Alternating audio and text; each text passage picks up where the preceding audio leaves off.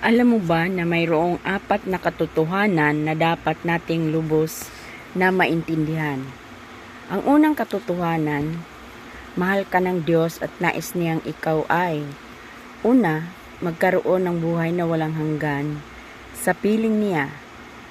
Sabi dito sa Juan 3:16, sabi dito, sapagkat gayon na lamang ang pag-ibig ng Diyos sa sangkatauhan, kaya't ibinigay niya ang kanyang kaisa-isang anak upang ang sinumang sumasampalataya sa kanya ay hindi mapahamak kundi magkaroon ng buhay na walang hanggan. Ang pangalawa naman na katotohanan na mahal ka ng Diyos ay nais niyang ikaw ay magkaroon ng masagana at makabuluhang buhay kasama niya. Sabi dito sa John 10:10, darating ang magnanakaw para lamang magnakaw, pumatay at manira. Naparito ako upang ang mga tupa ay magkaroon ng buhay, isang buhay na masagana at ganap.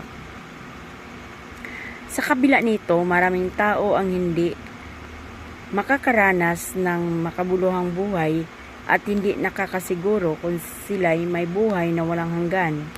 Dahil ito ang ikalawang katotohanan. Dahil likas na makasalanan ang tao, kaya't nawalay siya sa Diyos. Sabi dito sa Roma 3:23, ang lahat ay nagkasala, sapagkat ang lahat ay nagkasala at walang sinumang nakaabot sa kaluwalhatian ng Diyos. Ang kabayaran ng kasalanan ay kamatayan. Sapagkat ang kamatayan ang kabayaran ng kasalanan, sa Roma 6:23. Ito, makikita natin, ito ang tao at ito ang Diyos. Ang problema ng tao at ang kasalanan ang nakakapaghiwalay ng Diyos sa tao. Meron tayong dalawang uri ng kamatayan. Ang una ay pisikal na kamatayan. Sabi dito sa mga Hebrew 9:27, sabi dito, itinakda sa mga tao na sila'y minsang mamatay at pagkatapos ay ang paghukom. Number 2, espiritual na kamatayan o walang hanggang pagkawalay sa Diyos. Sabi dito sa Pahayag 21:8, subalit malagim ang kasasapitan ng mga duwag, ng mga taksil, ng mga nagpapasasa sa kasuklam-suklam na kalahalayan, ng mga mamamatay tao, ng mga nakikiapid, ng mga mangkukulam, ng mga sumasamba sa Diyos-Diyusan, at lahat ng mga sinungaling. Ang magiging bahagi nila'y sa lawa ng nagliliyab na asupre. Ito ang pangalawang kamatayan. May tinutukoy na dalawang uri ng kamatayan ang Biblia. Iyon nga ang dalawang kamatayan. Ang kamatayang pisikal at ang kamatayang espiritual.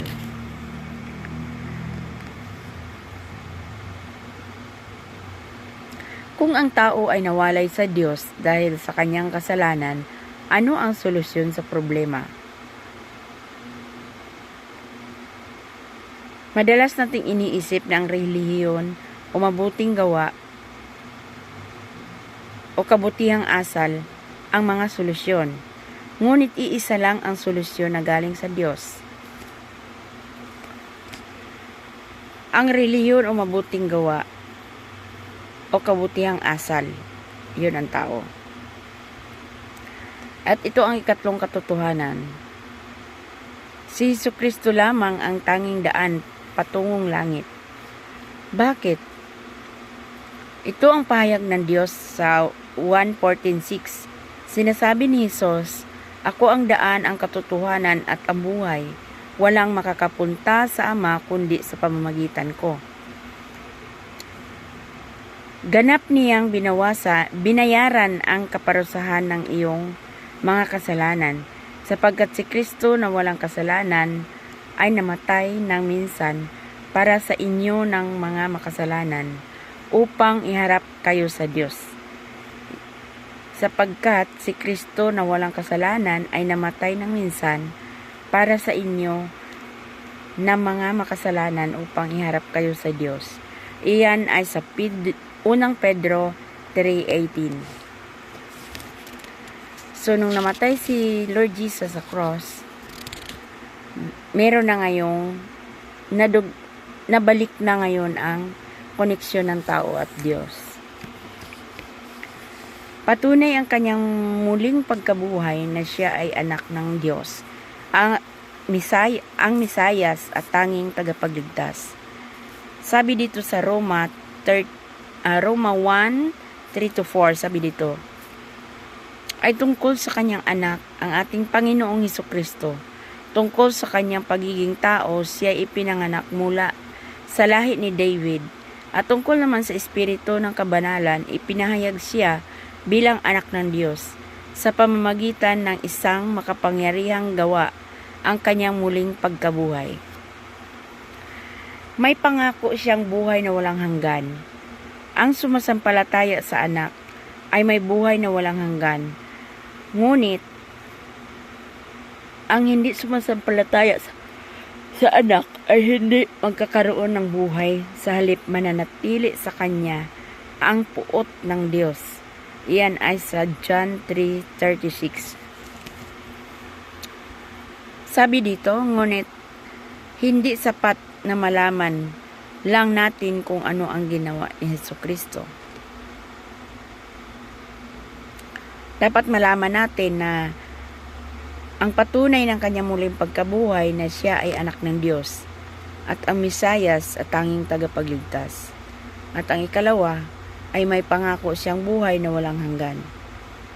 Ikaapat na katotohanan, kailangan natin ilagay ang ating pananampalataya sa Panginoong Hesukristo para tayo'y maligtas. So yan ang ikaapat na katotohanan. Kailangan nating ilagay ang ating pananampalataya sa Panginoong Hesukristo para tayo'y maligtas. Sabi dito, ang kaligtasan natin ay dahil sa kagandahang loob ng Diyos sa pamamagitan ng pananalig kay Hesukristo. Sabi dito sa Efeso 2:8-9, sabi dito, sapagkat dahil sa kagandang loob ng Diyos, kayo ay naligtas sa pamamagitan ng pananampalataya at ang kaligtasang ito'y kaloob ng Diyos at hindi sa pamamagitan ng inyong sarili. Hindi ito bunga ng inyong mga gawa, kaya't walang dapat ipagmalaki ang sinuman. So yun ang ikaapat na katotohanan, na kailangan tayong mananampalataya sa ating Panginoong Hesukristo. Dahil siya lamang ang ating tagapagligtas. Base sa Efeso 2:8-9, kung ang kaligtasan ay maaring ilahad sa pamamagitan ng formula, alin sa mga sumusunod ang sa tingin mo ay tama? Pananalig kay Jesus, mabuting gawa, kaligtasan? Or pananalig kay Jesus, walang mula sa atin, o equals kaligtasan. Sa Efeso 2:10, sabi dito, sinasabi sa atin na ang mabuting gawa ay bunga ng ating kaligtasan. Sa Efeso 2:10, sabi dito, sapagkat tayo'y nilalang ng Diyos, nilikha sa pamamagitan ni Kristo Jesus, upang iukol natin ang ating buhay sa paggawa ng mabuti. Iyan ang layuning pinili ng Diyos para sa atin noong una pa man. Ang mabuting gawa ay hindi paraan upang tayo maligtas, kundi isang katibayan o bunga ng ating kaligtasan. Ipinapakita natin ang ating pananampalataya kay Hesukristo sa pamamagitan ng una, pagtanggap ng kanyang regalong buhay na walang hanggan. Number 2, pagtalikod sa ating mga kasalanan. Number 3, pagsuko ng mga buhay natin sa Kanya. Sapagkat kamatayan ang kabayaran ng kasalanan, ngunit ang libreng kaloob ng Diyos ay buhay na walang hanggan, sa pamamagitan ni Kristo Jesus na ating Panginoon. Ang sino mang nagnanais sumunod sa akin ay kinakailangang Ayon pala sa Roma 6:23, sapagkat kamatayan ang kabayaran ng kasalanan, ngunit ang libreng kaloob ng Diyos ay buhay na walang hanggan sa pamamagitan ni Kristo Jesus na ating Panginoon. Iyon ay sa Roma 6:23.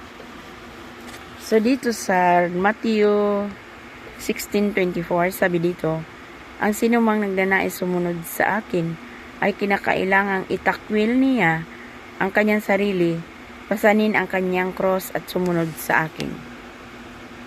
Yan ay sa Matthew 16:24. Ipinangako ng Diyos na makakatiyak kang mayroon kang buhay na walang hanggang kung mananampalataya at magtiwala ka kay Kristo Jesus.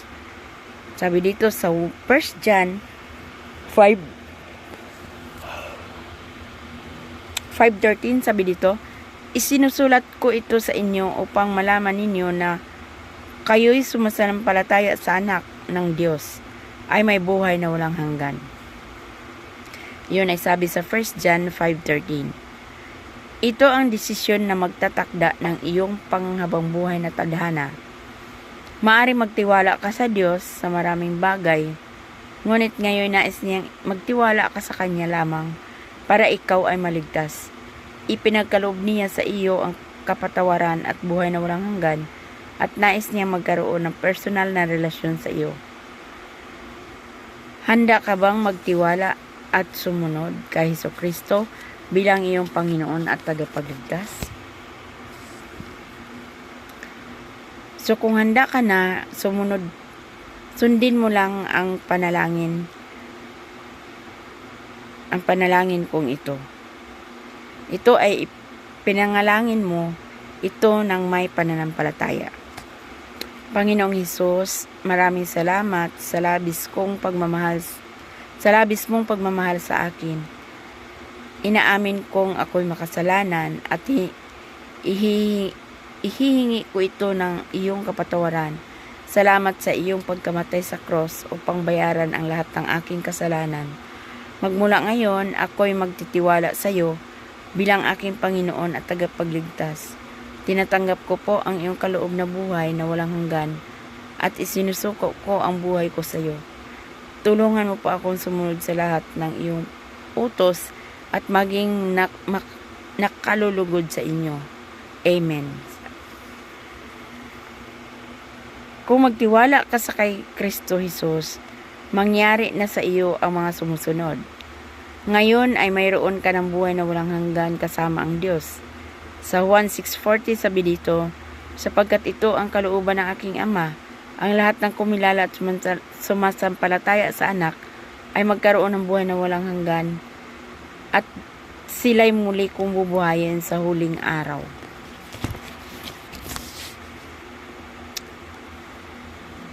Ang lahat ng kasalanan mo ay bayad na at napatawad na.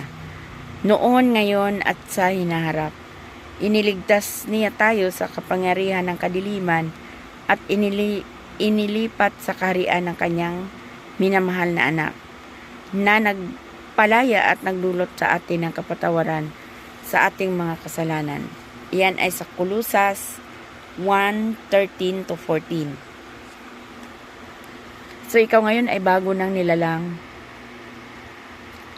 sa paningin ng Diyos, simula na ng inyong bagong buhay.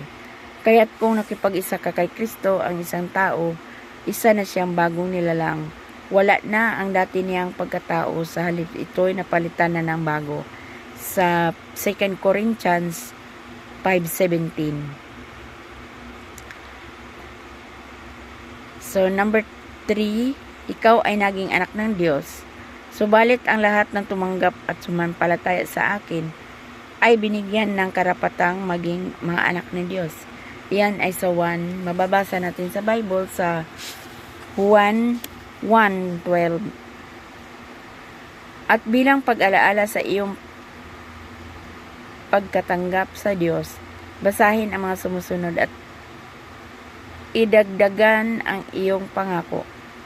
Ngayon ako'y na magtitiwala kay Hesukristo bilang aking Panginoon at tagapagligtas, at tinanggap ko ang kaloob niyang buhay na walang hanggan mula ngayon. Susundin ko si Jesus habang buhay.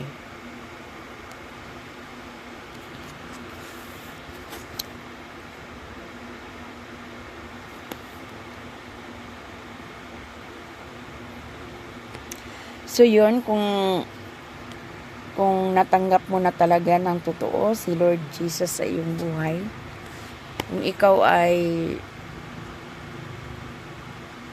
alam mo na sa iyong sarili na ikaw ay anak ng Diyos, ang sabi dito, ikaw ngayon ay mayroon ng personal at permanenteng relasyon sa ating Panginoong Hesukristo. Upang lumalim ang iyong relasyon sa Kanya, ito ay ang pakikipag-usap sa Diyos, ay manalangin ka sa Diyos sa araw-araw.